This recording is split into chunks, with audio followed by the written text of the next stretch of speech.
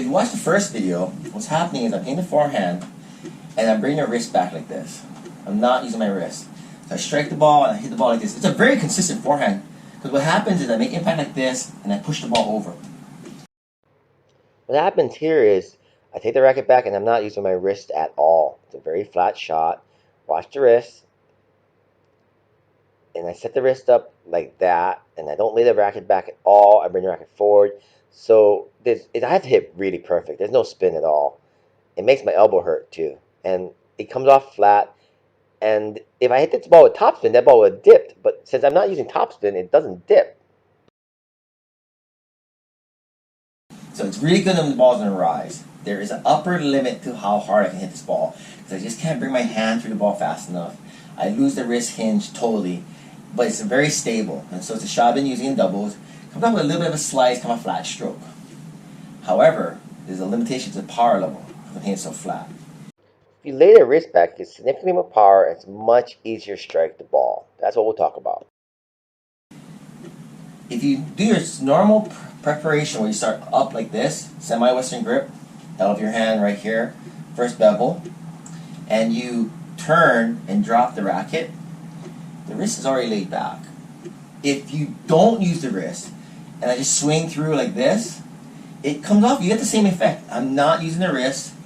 I gotta make sure I swing through the shot, take a firm shot through the ball, but because the wrist is laid back, as you strike the ball, there's a little bit of lag, the racket comes forward sort of automatically. I'm a firm believer in what you do in the backhand, you can do in the forehand, and vice versa. My backhand comes off really powerful, and it's very stable.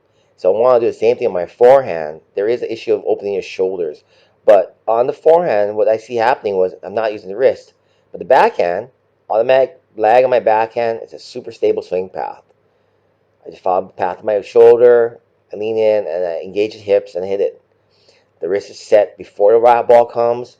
I set the bar a little bit high, drop the racket below the racket, and then swing path after, I just let the arm unload.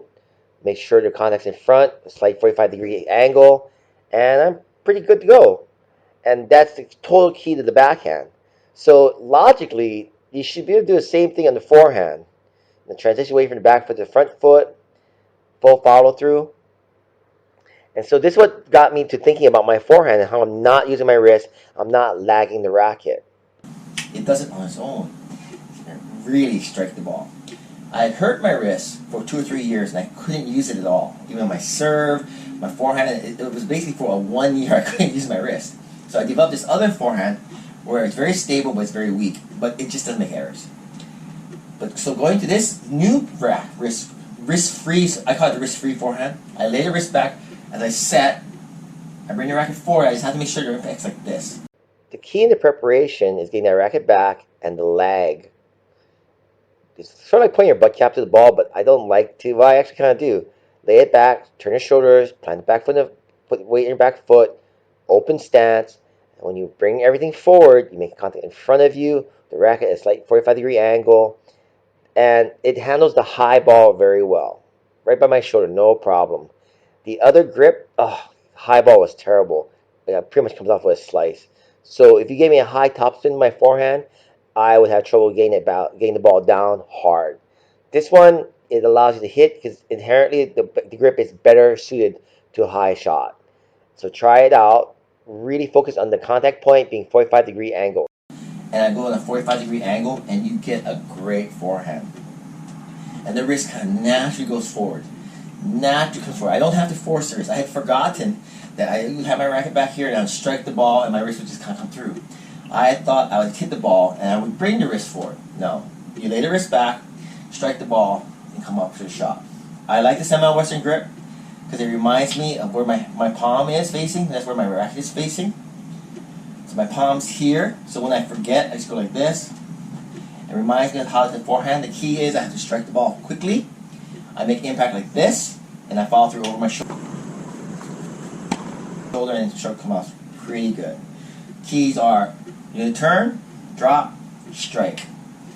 Much stronger forehand than this other stable forehand. And if I have to, I go back to the stable forehand, but it doesn't drive the ball as well.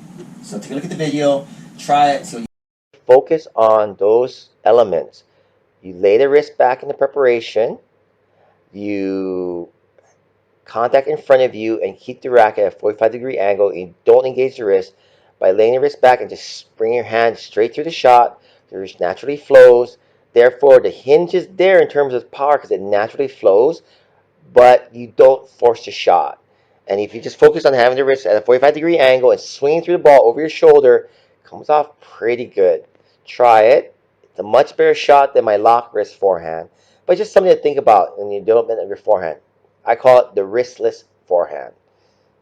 Simple tennis. Subscribe today.